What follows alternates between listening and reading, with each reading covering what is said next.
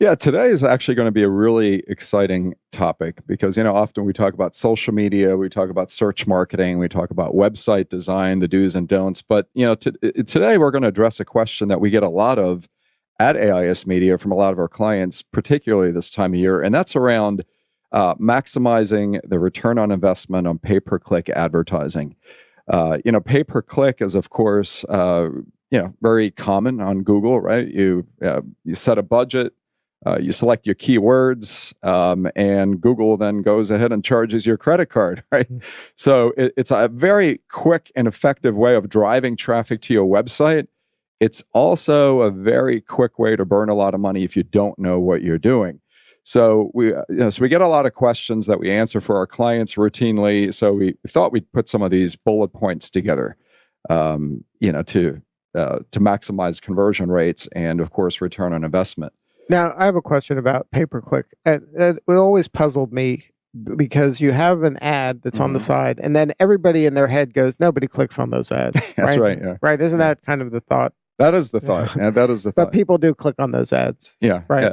Yeah. And is it better to have an ad that no one clicks on, like a really bad ad that no one clicks on, just so that your name is in front of the people lots of times, as opposed to one that's super good that everybody clicks on?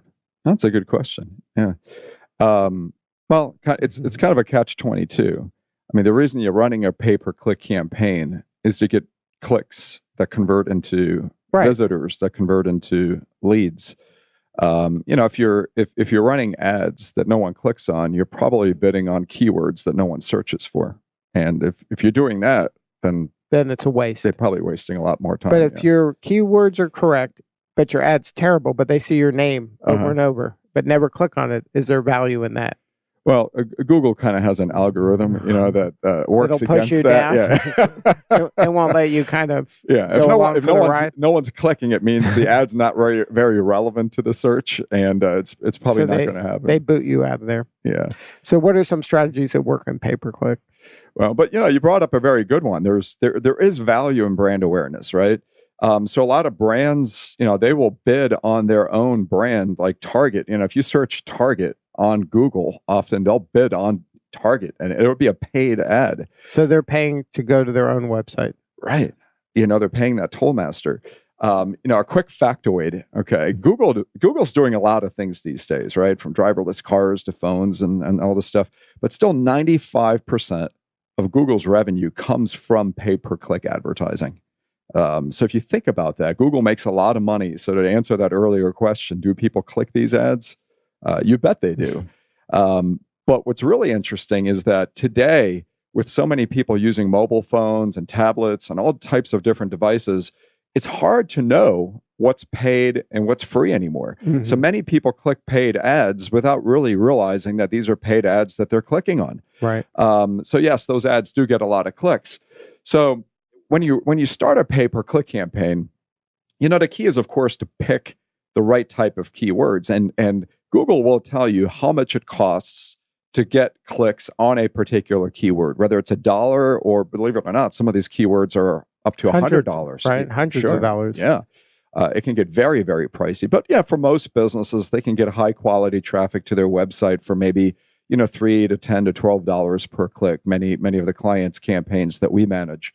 So, every keyword does have a cost, and don't necessarily bid on the least expensive keywords because they generally also get the least amount of traffic. Now, is keyword really the right descriptor? Because isn't it sometimes a key phrase or a set of words? It's not just one word you're looking for, or are you looking for one word? Sometimes it's a single word, and you're right. Sometimes it is a phrase. It might be cleaning service or Italian restaurants, right? Best real estate attorney. These are phrases and keywords that people search for. And today people are actually searching on search engines, also using voice, right? They're using services like Alexa and Siri to say, hey, best Italian restaurant in Sandy Springs. And, these services will actually return results. So when we're optimizing for search, it's not just for, the visual text, it's also, audio, right? Wow. Voice text. And some of these results are paid and some of them are free. So focusing on keywords, the key is to focus on the words that don't just drive traffic to the website, but drive conversion. So what I mean by that, a really good example, let's say you're selling, student loans. Well, a lot of people have a lot of questions around student loans. They're not necessarily looking for a student loan, but these could be graduate students writing term papers and so forth. So, you've got to figure out the type of keywords that drive the traffic that get the highest conversion rates. And depending on your business, a conversion could be a sign up.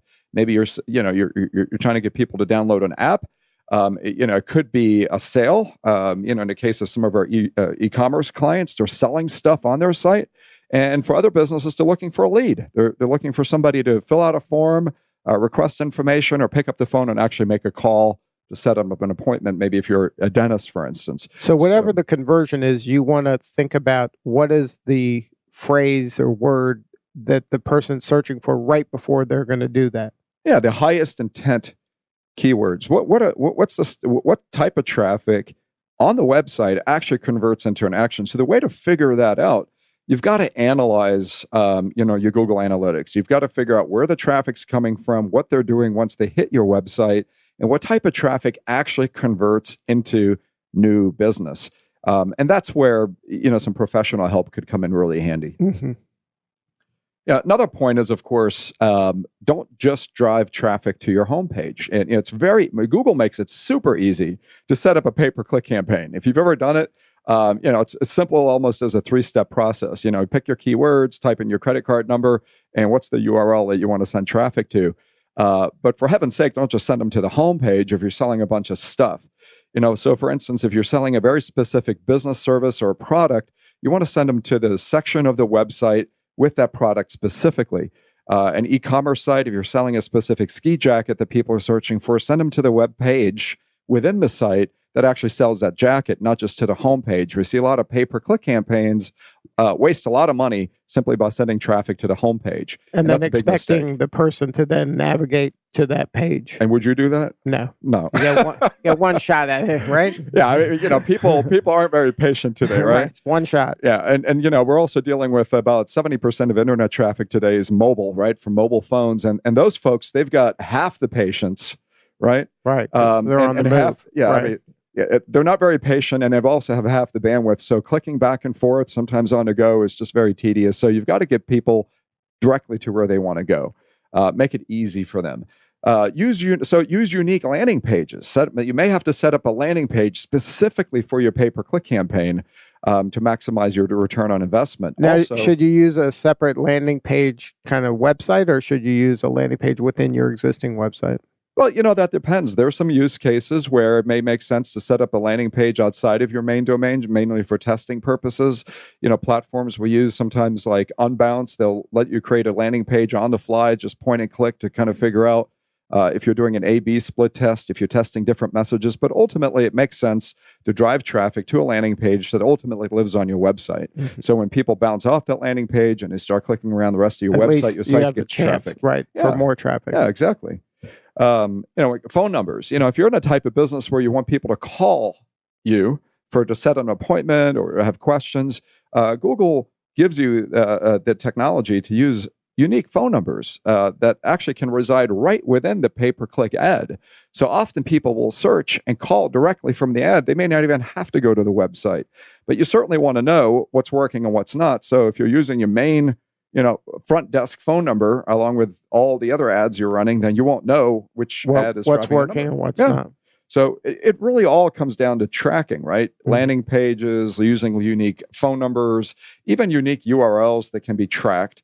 If you are sending people to a landing page and you're running different ads, different campaigns, also use a unique URL. You don't necessarily have to set up a unique landing page for every ad, but set up a unique URL. And also within Google has a system that allows you to do that, and it tracks that traffic right back within Google Analytics. So if you're running 5 different ad campaigns and you're testing 5 different messages, you'll be able to see where's the traffic coming from, which traffic actually converts into leads, and which actually turns into business.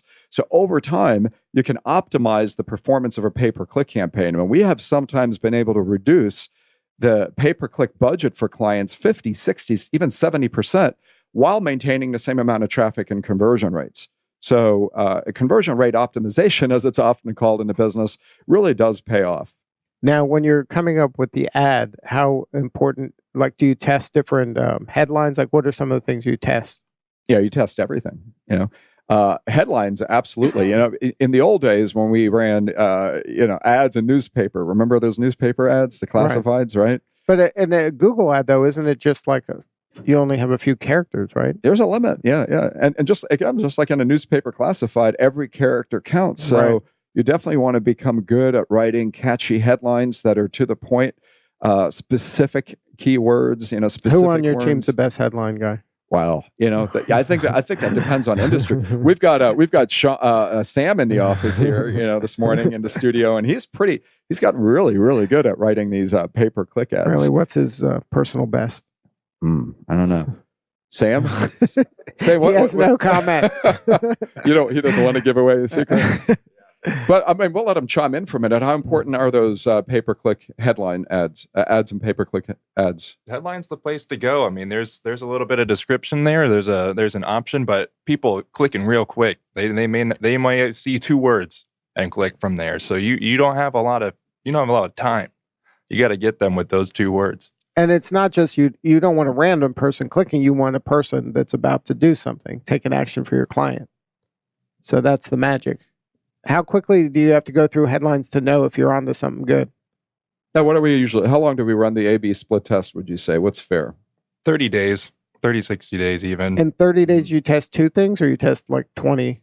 We got to test ad copy, landing page copy. There's multiple things that you want to take a look at. That are all being tested within that 30 days to kind of hone in on something that is working.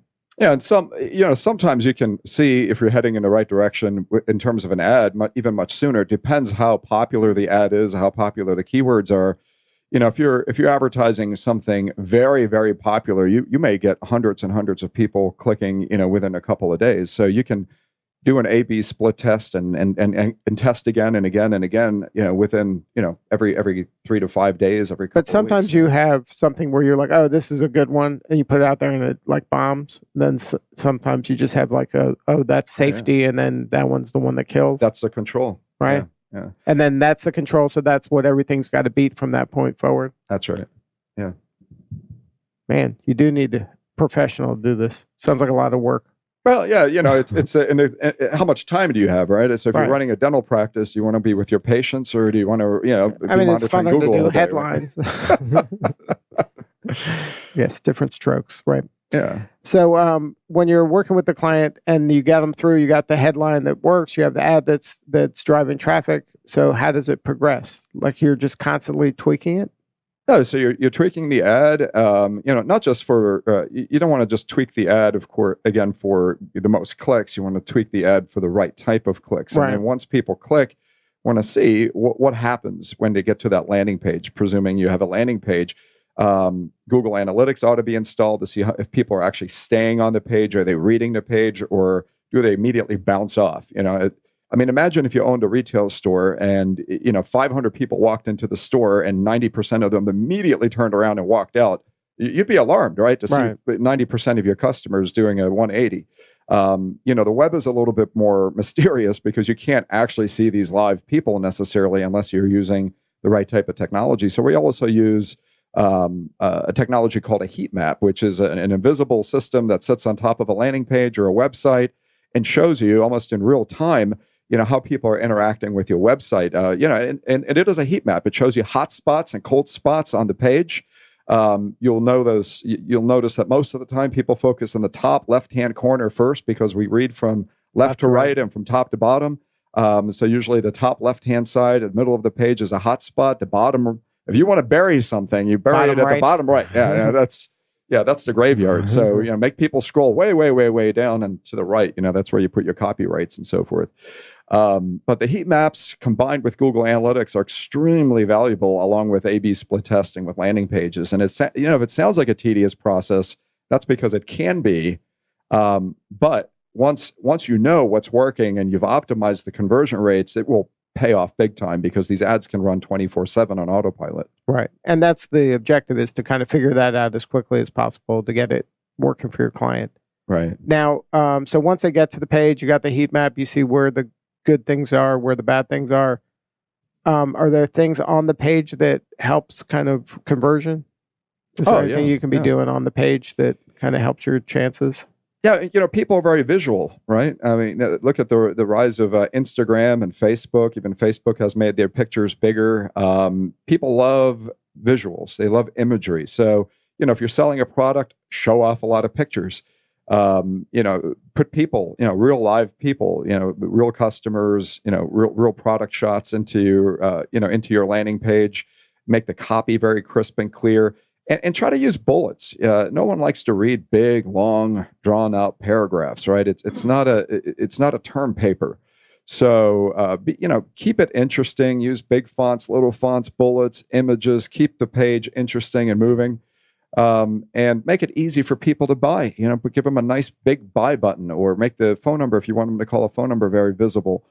Let them know very clearly what you want them to do. We call those calls to action. Mm-hmm. So don't make them guess. Am I supposed to, read more, or am I supposed to download something? And how many calls to action should you have on a page? Should it be just one thing? Depends on what you want them to do. Let's say if you're trying to drive traffic to an office, and there may be a couple of ways in which you want to get leads. They may want to fill out a form and request information in writing, or if they have an urgent need, give them a phone number to call. For some of our clients, we've even recommended, chat technology, where, if you want to speak to a live representative or chat with somebody, a live agent, make that available. And for some businesses, that's extremely effective because Mm-hmm. people may not be ready to buy, but they have a lot of questions. They're also impatient, so they may not want to wait for somebody to reply to their email in a day or two. So having a chat agent standing by is great, but of course that has to make sense for your business because, if you have a chat box there where no one answers, all you've done is made them angry. You'll frustrate people. That's right. Yeah. And then, so that's part of, so you got them on the page. Now they're either giving you their email. You're trying to capture something, Mm-hmm. right? Some call to action. So what are there tips to get an email or build a database? Absolutely. For many businesses who want to generate leads, many B2Bs, you have complex sales. The lead is the conversion, right? If you're selling, let's say, a phone system, to businesses, they're probably not going to buy the whole system on the spot. So you're generating leads, and often a really good way to get a lead is to offer something for free, either a free white paper, a free presentation, maybe a tutorial. Give them something that they can receive via email, something that they can respond to prompt that user to fill out that form. Because once they've completed that form and you have their name and their email address in your database, now you have a means of following up with them. And in order to figure out a budget for all of this stuff, how do you calculate like how much I should spend every month for this? Is this the main thing you should be doing, or is this just part of a larger marketing plan? Well, it's going to be, in most cases, it's going to be a portion of your marketing plan, right?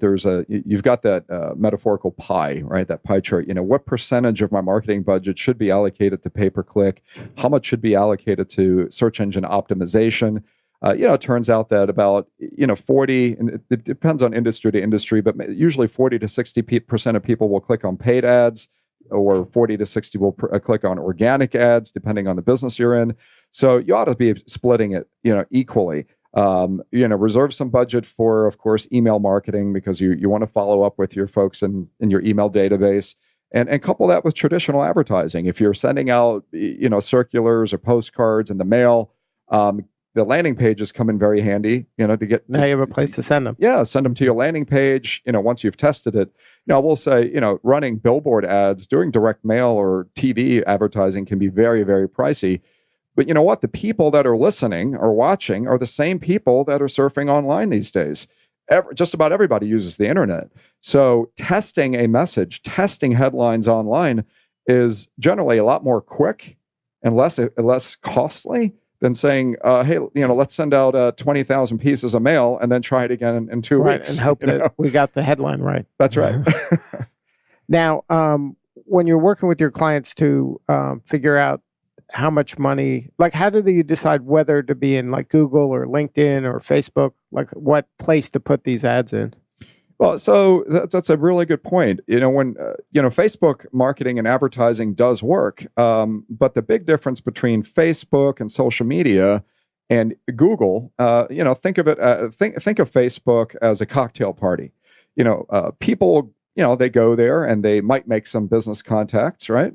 But they're going there for more fun, right? It's more Right. social, it's more for entertainment, But what and they may about stumble across LinkedIn? something. LinkedIn versus Google. LinkedIn's a little more buttoned up. A lot of today, most LinkedIn users are looking for jobs or they're looking for employees still. A lot of stuff is happening at LinkedIn. They were recently acquired by Microsoft, so we'll see what Microsoft does with them. Surely they also want businesses to generate legitimate business leads. But when people go to a search engine like Google, it's a free for all, right? They can do anything. They can search for anything they want on Google. But there's nothing distracting there, like family pictures and what your Right. what your neighbor's dog is up to. No cat videos, unless you search for them. So when people go to Google, they're looking for something very specific. So the intent on Google is much higher than the intent on Facebook. Now, the intent being higher, can you target as well on Google as you can on LinkedIn? In some ways, you can target even better on Google.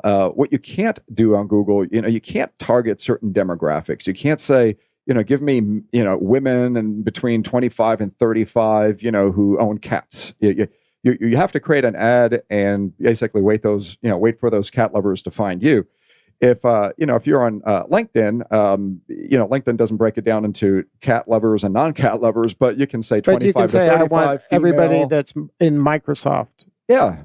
Exactly. Can you do that in Google? No. So in Google, you write the ad, and you wait for the Microsoft folks to find you, right? On LinkedIn, if you want to hit Microsoft employees, certain company employees or people in certain demographics, you basically build that list. So LinkedIn is kind of like old school direct mail, where you go to a list broker, you build the list, then you write the ad, then you mail it out. Versus Google, you create the ad and you wait for them to come to you. Is Google less expensive than LinkedIn? It really does depend. I mean, when we look at expense, we're mainly focused on return on investment, right? Mm-hmm. If you invest $1 and you make $10 in return, that's our goal, right? It doesn't matter. I mean, you'll come to me with a box of $10 bills, right? Sure. But if you could run cheaper ads on LinkedIn, but if those ads aren't getting clicks and they're not making you any money, not driving business growth, what good are they? Right. So now, does that cover our pay-per-click? You good? I think those are the key tips for pay-per-click advertising. And on the AIS Media, do you have any kind of information about that?